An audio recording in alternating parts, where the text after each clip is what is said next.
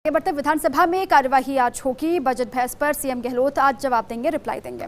CM ने 24 फरवरी को पेश किया था रिकॉर्ड बजट। आपको याद होगा देश का सबसे लंबा पढ़ा था बजट भाषण, और आज बजट को लेकर जो बहस हुई उसी का रिप्लाई सूबे के मुखिया अशोक गहलोत देंगे।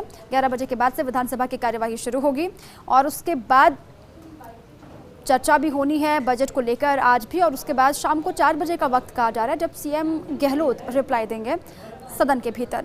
सीएम गहलोत ने 24 फरवरी को बजट पेश किया था। सूबे का रिकॉर्ड बजट सूबे के सामने रखा था और देश का सबसे लंबा बजट भाषण पढ़ते हुए दिखाई दिए थे। और इसी पर अधिक जानकारियों के साथ मेरे सहयोगी निर्मल तिवारी जुड़ चुके हैं सीधे विधानसभा के बाहर, उनकी मौजूदगी है। निर्मल, आज का दिन बेहद महत्वपूर्ण है। बजट बहस को लेकर जो बहस हुई थी बजट को लेकर, उसी का जवाब आज सूबे के मुखिया अशोक गहलोत देंगे। कितने बजे का वक्त है और क्या कुछ आज अपने बजट के रिप्लाई में कह सकते हैं सीएम?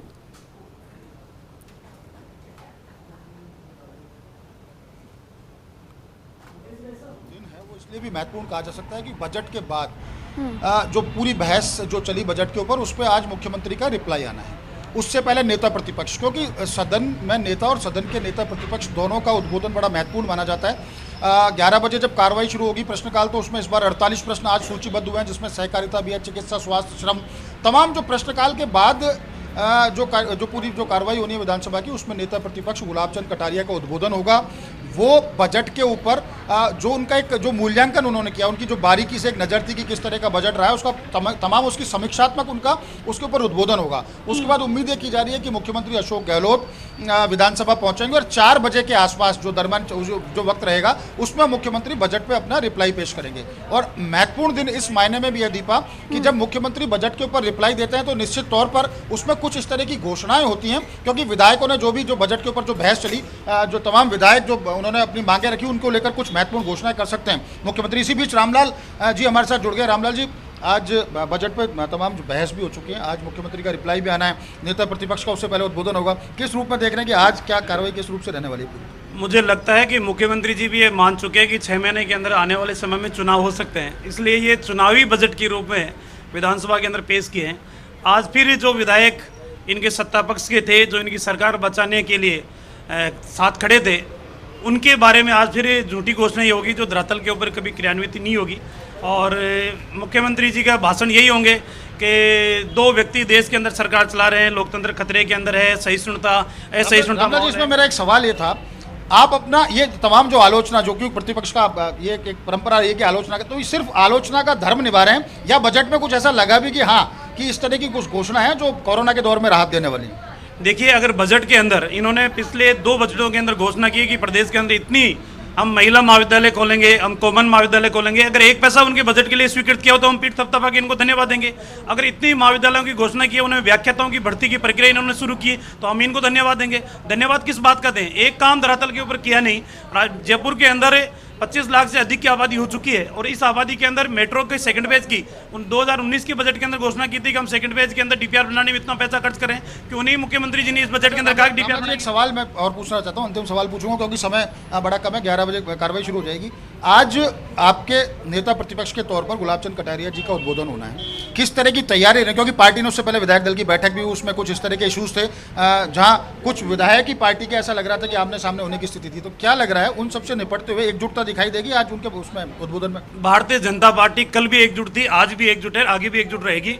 लेकिन मुख्यमंत्री महोदय जो भी मान्य सदस्य, चाहे सत्ता पक्ष का हो चाहे प्रतिपक्ष का हो, जिन्होंने भी सदन के अंदर बजट बहस के दौरान जो मुद्दे उठाए, अगर एक का भी नाम लेकर रिप्लाई दें कि साहब इस माननीय विधायक ने ये मुद्दा उठाया है और इसकी समस्या का समाधान हम ये कर देंगे, लेकिन मुख्यमंत्री जी आज मैं दावे के साथ कह रहा हूँ, एक भी माननीय विधायक ने जो मुद्दा उठाया उसकी रिप्लाई नहीं देंगे, सिर्फ ऊपरी तौर के राजनीतिक भाषण देके और सदन से जाने का काम करेंगे।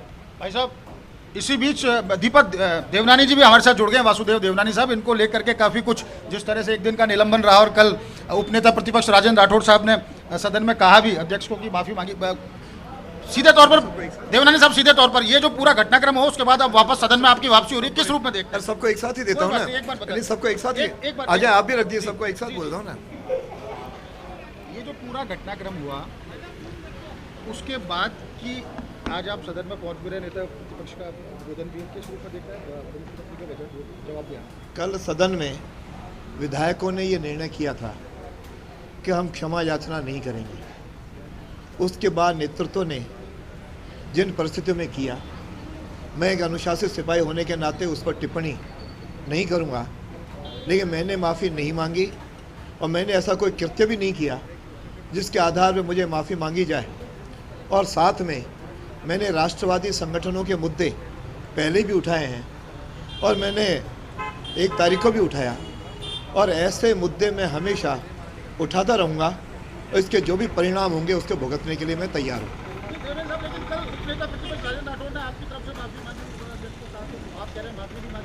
मैंने नहीं मांगी, उसके आधार पर उसका जवाब वही देंगे।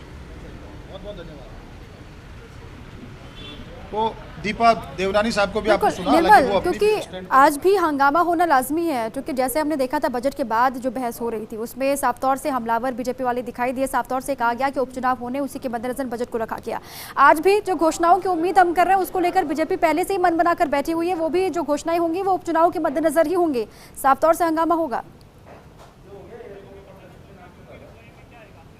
बिल्कुल दीपा, देखिए ये प्रतिपक्ष का धर्म भी होता है कि वो जो भी सरकार घोषणाएं करे उनकी आलोचना करे, आलोचनात्मक समीक्षा उनकी करे। हालांकि प्रदेश में भी स्थिति इस तरह की है कि बीजेपी अग्रेसिव मूड में नजर आ रही है। जिस तरह से लगातार पूर्व मुख्यमंत्री वसुंधरा राजे के दौरे शुरू हुए हैं और उसके अलावा जेपी नड्डा साहब यहाँ पर आए, उनके तमाम जो बातें थी, तो ये एक धर्म निभाने की कोशिश जरूर हुई है। लेकिन महत्वपूर्ण दिन इस मायने में भी है, देखिए आज की चूंकि मुख्यमंत्री जब बजट पर अपना रिप्लाई देंगे दीपा, तो निश्चित तौर पर जो विधायकों ने मांग की थी, चाहे वो उनकी पार्टी के हों कांग्रेस के, या उनके साथ जो गठबंधन कांग्रेस का जिन पार्टियों के उसमें शामिल है अलायंस में, उनके विधायक हों चाहे भाजपा के विधायक हों, तमाम विधायकों ने जो मांग की है उनकी जो वाजिब मांगे होंगी, क्योंकि 4 उपचुनाव होना, 4 विधानसभा सीटों पे आपको पता है, तो मुख्यमंत्री भी चाहेंगे खासकर के विधायक की जो मांग थी उनको धरातल पे लाया जाए। आज कुछ ऐसी महत्वपूर्ण घोषणा की जाए जिसका सियासी लाभ तो मिले ही मिले, साथ ही साथ विधायकों को भी सदन में संतुष्ट किया जा सके, ताकि जो फ्लोर मैनेजमेंट है सदन का वो पुख्ता तरीके से रहे। तो निश्चित तौर पर महत्वपूर्ण दिन है। अच्छा देखिए, कल BSC की बैठक थी, बिजनेस एडवाइजरी कमेटी की बैठक थी, कार्य सलाहकार समिति की। 19 तारीख तक का उसमें सदन में क्या किस तरह से बिजनेस रहना है वो सारा तय हो चुका है। तो उसके बाद के जो हालात बनेंगे और किस तरह से सदन में जो कार्रवाई होनी है वो इस मायने में आज महत्वपूर्ण है। एक बार फिर देवनानी साहब बोल रहे हैं, तो मैं आपको हम कोशिश करेंगे उनको सुनाने की कोशिश करेंगे।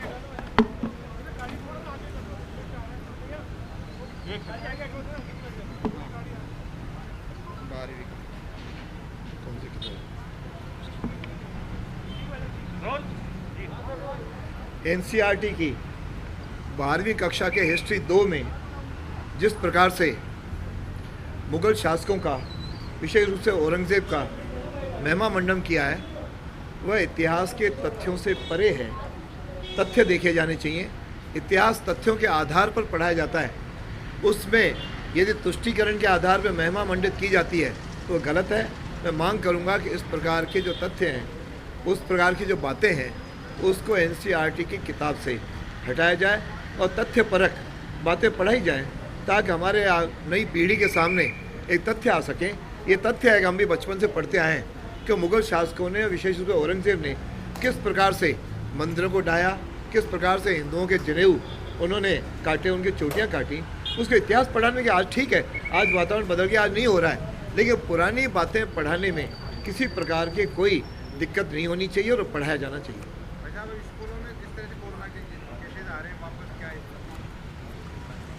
ऐसा कोरोना के लिए जिस प्रकार का प्रोटोकॉल है उसे निभाते हुए हमको आगे बढ़ना चाहिए और उस प्रोटोकॉल में जो भी आवश्यक, चाहे निजी स्कूलों पे चाहे सरकारी स्कूलों में, प्रोटोकॉल के पालन करते हुए करें। उसके बिना करेंगे तो जिस प्रकार के बढ़ रहा है, मैं समझता हूँ कि वह हम सबके लिए खतरनाक है। इसलिए वैक्सीन भी आ गई है, मैं तो उस वैक्सीन की भी गति बढ़ रही है और अभी तो 60 वर्ष से ऊपर वालों को हुआ है और इसका बहुत जल्दी इसका भी हुआ। कल मैंने भी स्वयं ने लगवाया। मैं सभी से अपील करूंगा कि अपना वो आयु के अनुसार वैक्सीन लगाएं और बाकी भी वैक्सीन लगाने की प्रक्रिया जैसे गवर्नमेंट शुरू करे उसको लगाना चाहिए। बच्चे तो आपस में घुल मिल जाते हैं, उनको कैसे रोकेंगे? देखो, घुलने मिलने से ये नहीं है। 2 गज की दूरी की बात हुई है तो 2 गज की दूरी भी रखेंगे और मास्क लगाएंगे तो मास्क लगाने से काफ़ी बड़ी हद तक हम इसको बीमारी से बचा जा सकता है। इसको लेकर सुप्रीम कोर्ट का भी निर्णय आया और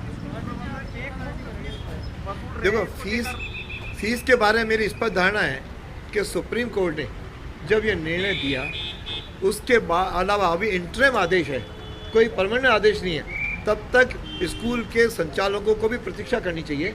और मैं तो पहले भी कहा था सरकार से कि इसमें सरकार विशेष रूप से बिल ला करके और अभिभावकों को राहत प्रदान करे, ताकि ये जो कोरोना के कारण सबको कठिनाई हुई है, स्कूलों को भी कठिनाई है, अभिभावकों को भी कठिनाई है, तो सरकार अपनी ओर से सहयोग का, अनुदान का बिल ला करके स्कूलों का सहयोग करें, जिससे अभिभावकों को भी लाभ हो सके और संचालकों को भी राहत मिले।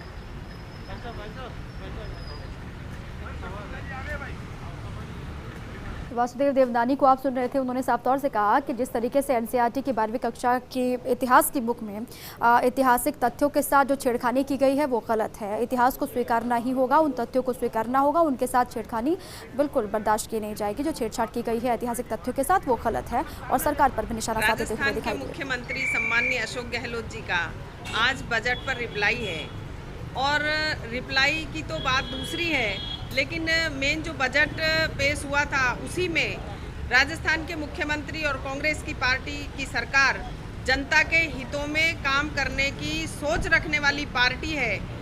मुझे गर्व है ये कहते हुए, क्योंकि मैंने पिछला 5 वर्ष भी देखा था बीजेपी काल का, तो एक भी घोषणा, एक भी नाम मात्र की घोषणा मेरे विधानसभा क्षेत्र बानसूर में नहीं की गई थी।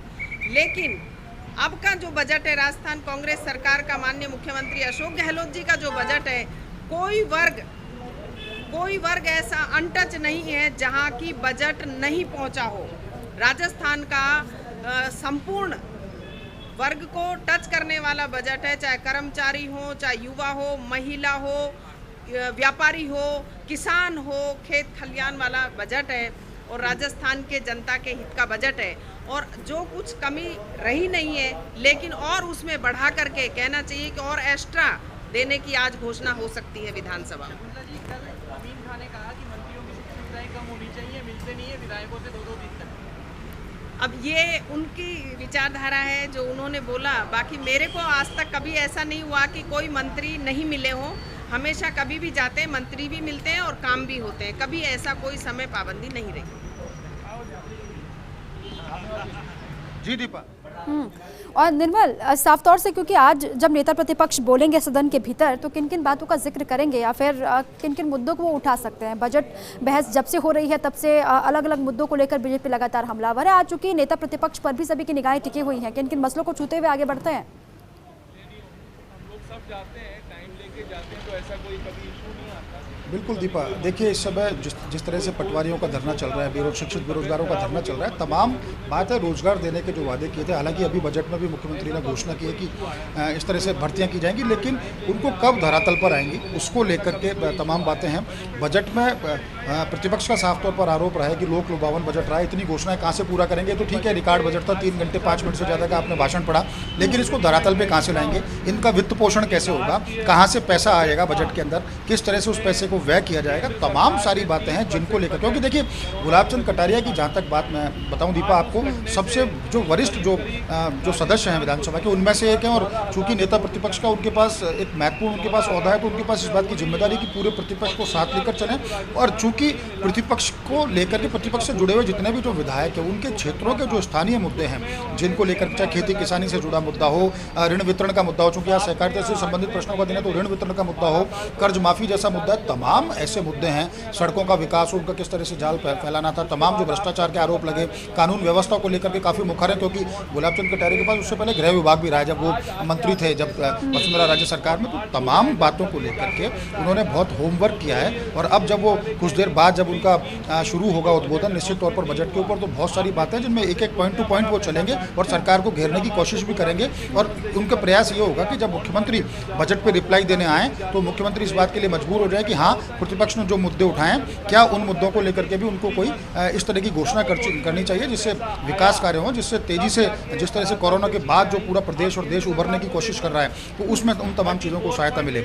इधर अगर हम पक्ष की बात करें, हाँ पक्ष की बात करें, मुख्यमंत्री की बात करें, तो देखिए सरकार का एक सीधे तौर पर मुद्दा रहा है पेट्रोलियम के दाम जिस तरह से बढ़े। मुख्यमंत्री उसकी लगातार आलोचना कर चुके हैं। उनको रोजगार को लेकर के किस तरह से उन्होंने उनको संदेश देना था कि हाँ, हम नए रोजगार सृजन करेंगे, नई भर्तियाँ करेंगे, उसको लेकर को कहेंगे। देंगे। जितने भी सदस्य उन्होंने अपनी मांगे रखी कि हाँ हमें इन इस तरह की मांगे हैं, क्योंकि 4 विधानसभा क्षेत्रों में जिस तरह से उपचुनाव हो उनको फोकस को लेकर के लगातार पिछले दिनों आपने देखा होगा बहुत बड़ी बड़ी घोषणाएं की गई थी, उनको पैकेज भी वहाँ के लिए जारी किए गए थे। तो तमाम ये सारी चीज़ें हैं, इनमें पक्ष और प्रतिपक्ष के लिहाज से दोनों के लिहाज से आज महत्वपूर्ण दिन है। और जब सदन के नेता मुख्यमंत्री 4 बजे के आसपास जब सदन में आकर के खड़े होंगे और रिप्लाई देंगे तो निश्चित तौर पर ये उम्मीद की जा रही है कि आज 4 मार्च का दिन इस लिहाज से भी ऐतिहासिक होगा कि कोरोना से उभरते हुए, क्योंकि 1 वर्ष का समय हो गया है, कोरोना से उभरते हुए सरकार ने जो प्लान किया उसको किस तरह से धरातल पर लाएंगे और किस तरह की नई विकास की घोषणाएं वो करेंगे। बिल्कुल। और निर्मल, आज भी लगातार सीएम पर नजर इसलिए भी है क्योंकि पहले भी बजट में तमाम बड़ी घोषणाएं हुई, आपने जिस तरीके से कहा उनको धरातल पर कैसे उतारा जाएगा इसी को लेकर बीजेपी भी लगातार हमलावर है। लेकिन उसके इतर आज चूंकि जब घोषणा होगी तो अलग अलग विधानसभा क्षेत्रों को कहा जा रहा है कि जो मांगे वहाँ के विधायकों ने रखी हैं उन पर आगे कुछ बड़े ऐलान कर सकते हैं सीएम। लेकिन खासतौर से ये भी समझना होगा कि फोकस तो उन 4 विधानसभा क्षेत्रों के लिए होगा सरकार का भी, जहाँ पर उपचुनाव होने हैं, तवज्जो उन्हीं को मिलेगी।